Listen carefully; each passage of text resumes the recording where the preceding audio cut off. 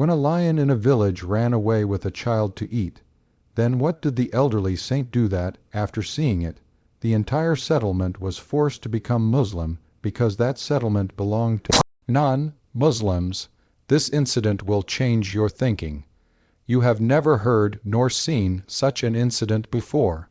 Before watching this incident, we request you to recite Durud Sharif once.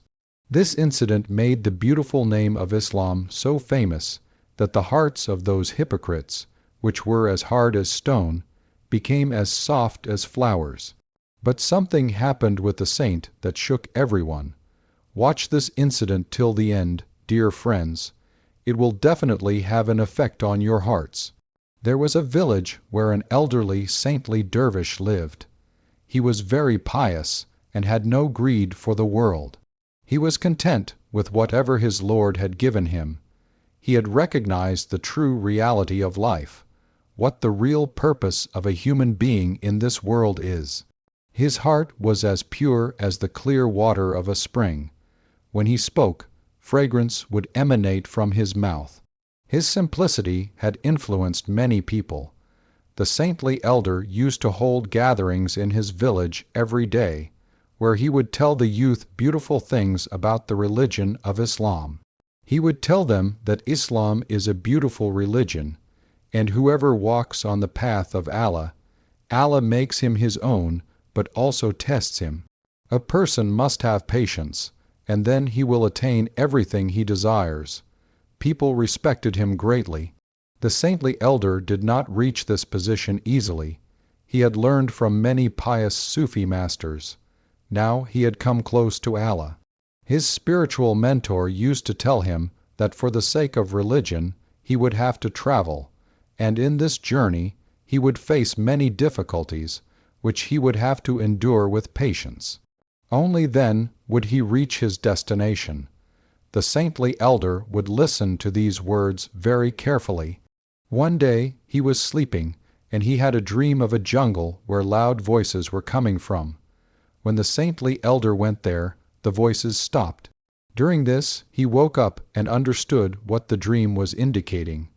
Surely, there was something that required his presence, and this was a sign that someone was in trouble, and only he could help.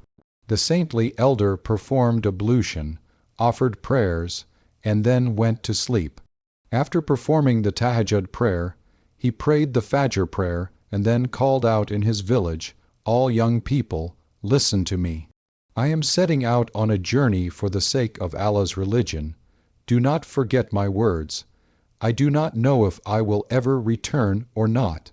I leave you all in the protection of God, but never forget my words, and you will never fail in life."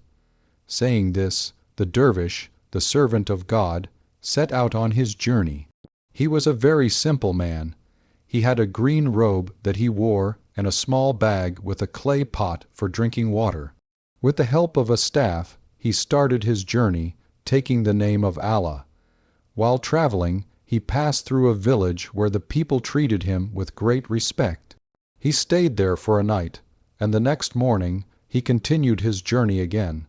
He was on a journey without knowing his destination. A jungle came in his path, full of terrifying trees and bushes. There were frightening sounds, the sounds of wild animals, but there was no fear on the saintly elder's face. Fearlessly, he passed through the jungle and reached a village that lay beyond it. During this time, he had become very tired. He found a tree with good shade, sat under it, and drank some water. After drinking, he thought that it was time for prayer, so he decided to offer his prayers. He became engrossed in the remembrance of Allah. Meanwhile, some people saw him. They were the inhabitants of that settlement. When they saw him, they wondered, "Who is this? An elderly man, and what is he doing?" They had never seen such a person before. They had no connection with Islam at all.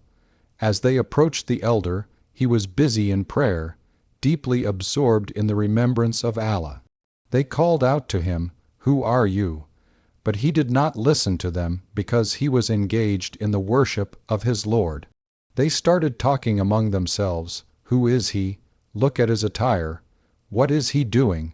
We have called out to him many times, but he is not responding. Who could he be? Actually, those people were Muslims who worshipped idols. That was their way of life. They were unaware of Allah and far from religion. No one had ever come to show them the path of Allah. Whoever entered their village never survived. Death was the only fate for any outsider. The saintly elder was deeply engrossed in prayer and could not hear their words. Their words passed over him like the wind. Finally, they became angry and thought, "Who is this man who is not even responding to us?" They waited for him to finish whatever he was doing so that they could question him. They approached and greeted him with salam, but they received no response because they were not Muslims and did not know what salam was. The saintly elder then said, "Who are you people?" They replied, "That is exactly what we are asking you. Who are you, and what are you doing in our village?"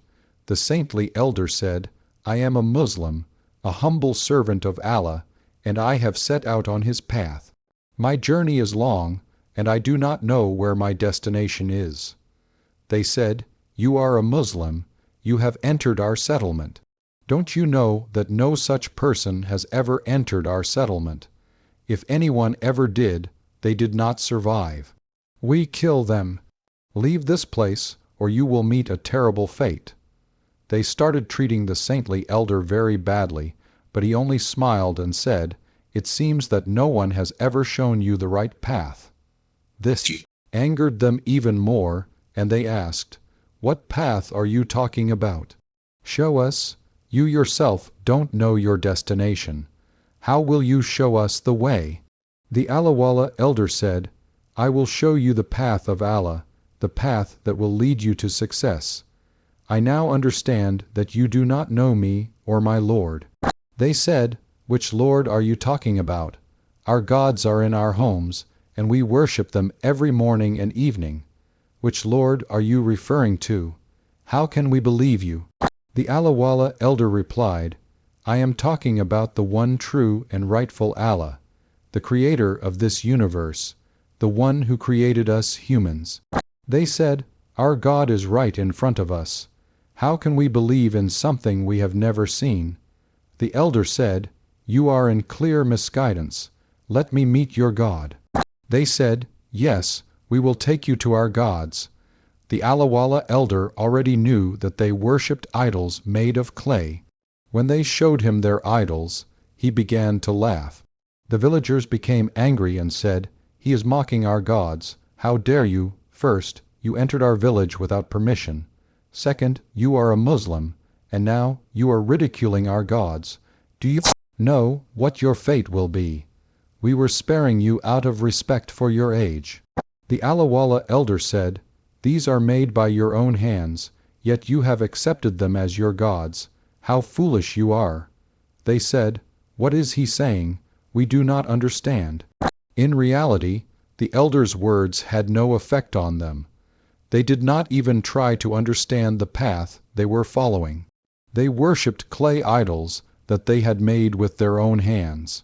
Allah has given humans wisdom, yet sometimes they become so ignorant that they forget their true Lord and begin worshipping idols of their own creation. God forbid. They became furious and said, "Oh, so you will not listen. Get out of here, or your end will be terrible." At that moment, an elderly villager arrived and said, "Wait, do not let him leave. He has mocked our gods. How can we let him go so easily? Gather wood quickly. Prepare a large cauldron and fill it with oil. We will throw him into it, and then we will see what happens to his words." The Allahwala elder smiled and said, "Oh, so you are going to throw me into this oil. Go ahead, try it." Seeing his fearlessness enraged them even more. Meanwhile, a very old man from their village ran forward and said, "Do not harm this old man. I know he is the one who will plant such thoughts in our hearts that we will begin to hate our gods. He has come to turn us away from our gods." He continued, "We will not kill him. Instead, We will torment him every day and make him our slave. He will do whatever we say. We will torture him constantly." Thus, they enslaved the Alawala elder. They inflicted every possible cruelty upon him, things no one should ever have to endure. Yet, the elder bore everything with patience. He never uttered a single complaint. He knew that walking the path of Allah meant facing trials and hardships. No one becomes beloved to Allah without being tested. Whenever the Alawala elder prayed, engrossed in worship, they mocked him. They shouted, disturbed his prayers, and even threw stones at him. Still, he endured everything with patience.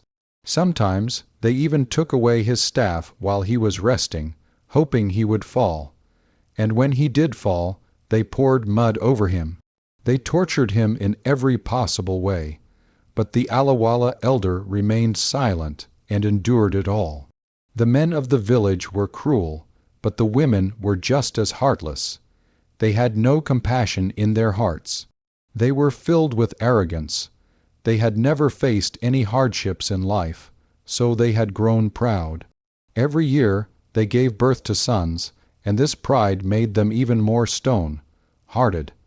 They had no respect for elders and disobeyed them. The women lived in their own world, seeing nothing beyond themselves. They considered themselves superior because they had everything they desired. They mocked the Alawala elder endlessly, even cursing him. But the elder simply smiled and endured their words. This angered them even more. They said, "Why do our words not affect him? Why does he always smile?"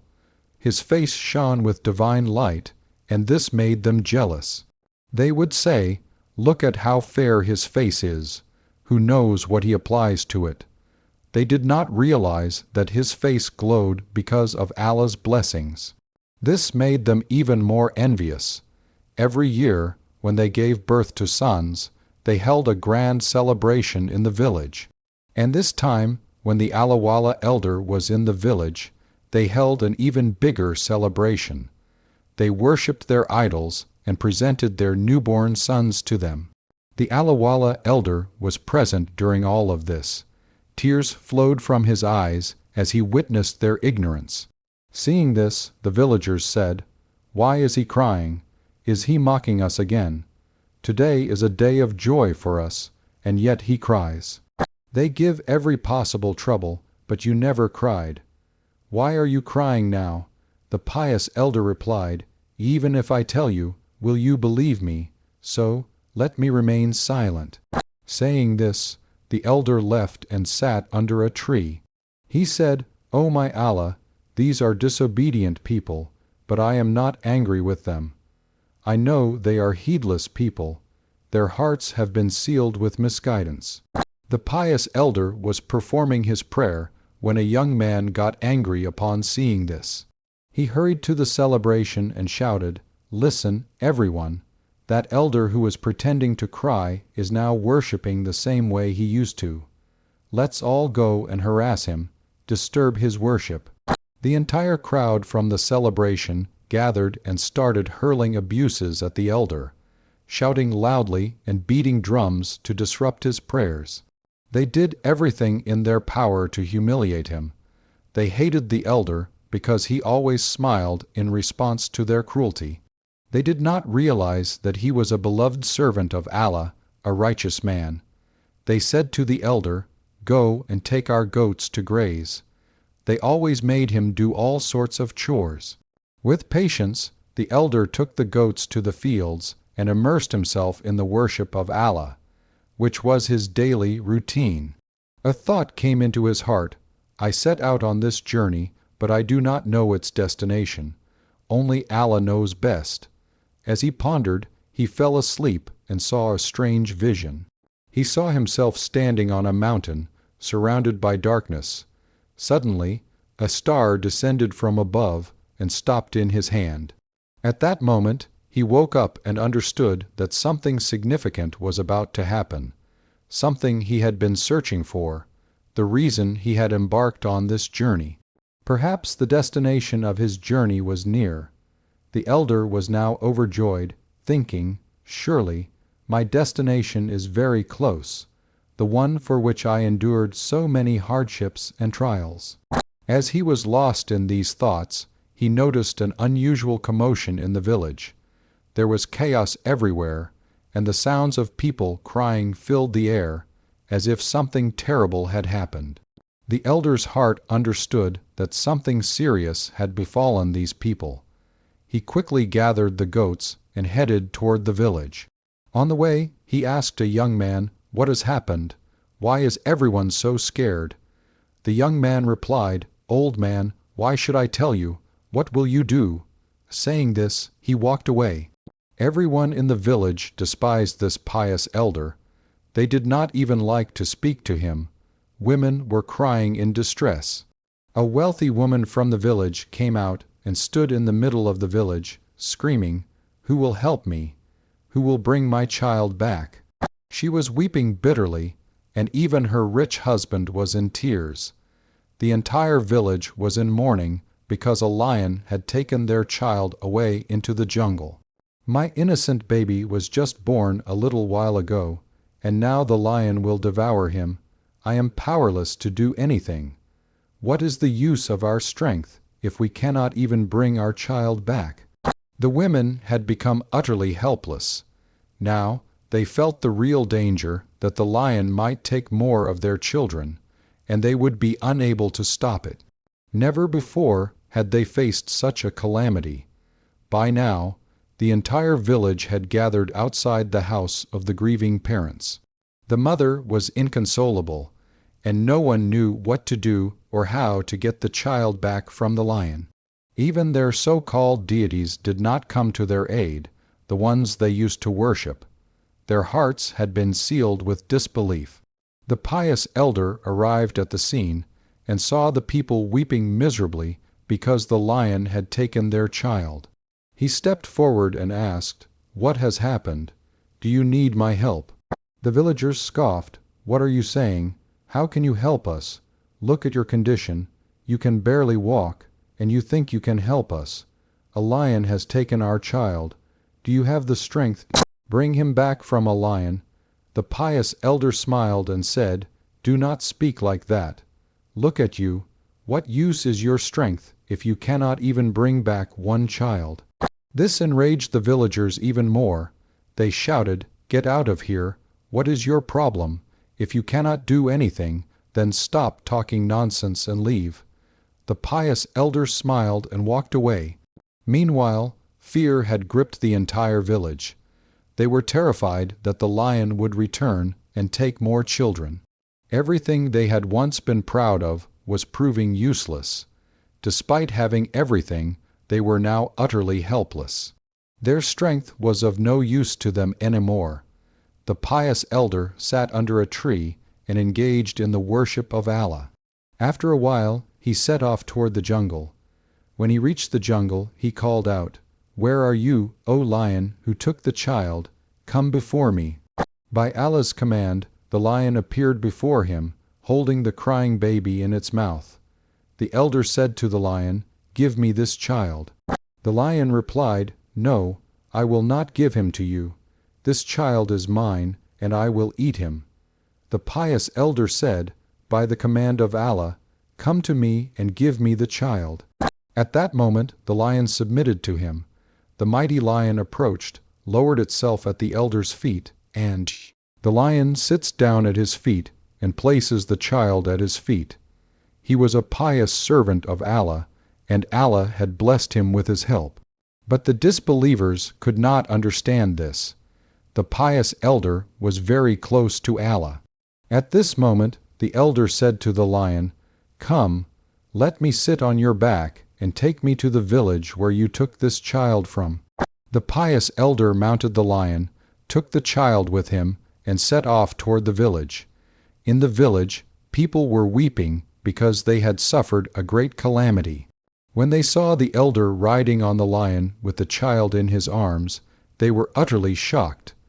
They could not believe their eyes. How could this be possible? The fierce, terrifying lion was carrying him on its back. The elder then asked, "Tell me, whose child is this?" The woman who had been crying ran forward and fell at his feet, pleading, "Forgive me. Please forgive me. This child is mine." The pious elder placed the child in her arms. At that moment, the entire village trembled in awe, witnessing this miracle of Allah. It dawned upon them that they had made a grave mistake. They had disobeyed and disrespected this pious elder. In reality, they were the ones who were wrong. The elder then asked, "Do you understand now? Where were the gods you were calling for help? They did not come to your aid. Then why do you worship them? I do not understand this. Look at my Allah. How he helps those who call upon him in times of trouble. How could this lion dare to eat the child?" The entire village began to weep, realizing their mistakes. They were astounded by what they had witnessed. An elder whom they mocked, an old man whom they ridiculed, was supported by Allah in such a way that even a lion carried him on its back and returned the child safely. The woman cried, "If you had not been here today, I would have lost my child. Forgive me. Surely your Allah is true, and whoever calls upon him, he helps them in such miraculous ways that everyone is left in awe." The pious elder smiled, got off the lion, and asked, "Do you now wish to recite the Kalima, Islamic declaration of faith?" They all responded, "Yes, absolutely. We want to become Muslims. We want to be close to Allah, just like you." At this, the pious elder fell into prostration, for he had attained closeness to Allah. His long journey had come to an end. He had reached his destination. After that, he taught them the Kalima, and the entire village embraced Islam. They destroyed the idols they had once worshipped. They built mosques where their places of worship once stood. The elder's arrival in the village was destined, and through this they were blessed with the truth. Otherwise, they would have remained lost in their ignorance forever. Allah sends such righteous people to guide others, and those who set out to spread his religion are rewarded immensely. Meanwhile, the disbelievers who reject the truth ultimately face humiliation. The pious elder said, "Did you see whose child this is?" The woman who had been crying ran toward him, fell at his feet, and pleaded, "Forgive me. Please forgive me. This child is mine." The pious elder placed the child in her arms. At that moment, the entire village trembled in awe, witnessing this miracle of Allah. They realized the magnitude of their mistake. They had disobeyed and disrespected this dervish. In reality, they were the ones who were wrong. The elder then said, "Do you understand now? Where were the gods you were calling for help? They did not come to your aid. Then why do you worship them? I do not understand this. Look at my Allah. How he helps those who call upon him in times of trouble. How could this lion dare to eat the child?" The entire village began to weep, realizing their mistakes. They were astounded by what they had witnessed. An elder whom they mocked, an old man whom they ridiculed, was supported by Allah in such a way that even a lion carried him on its back and returned the child safely. The woman cried, "If you had not been here today, I would have lost my child. Forgive me. Surely your Allah is true, and whoever calls upon him, he helps them in such miraculous ways that everyone is left in awe." The pious elder smiled, got off the lion, and asked, "Do you now wish to recite the Kalima, Islamic declaration of faith?" They all responded, "Yes, absolutely. We want to become Muslims. We want to be close to Allah, just like you." At this, the pious elder fell into prostration, for he had attained closeness to Allah. His long journey had come to an end. He had reached his destination. After that, he taught them the Kalima, and the entire village embraced Islam. They destroyed the idols they had once worshipped. They built mosques where their places of worship once stood. The elder's arrival in the village was destined, and through this they were blessed with the truth. Otherwise, they would have remained lost in their ignorance forever. Allah sends such righteous people to guide others.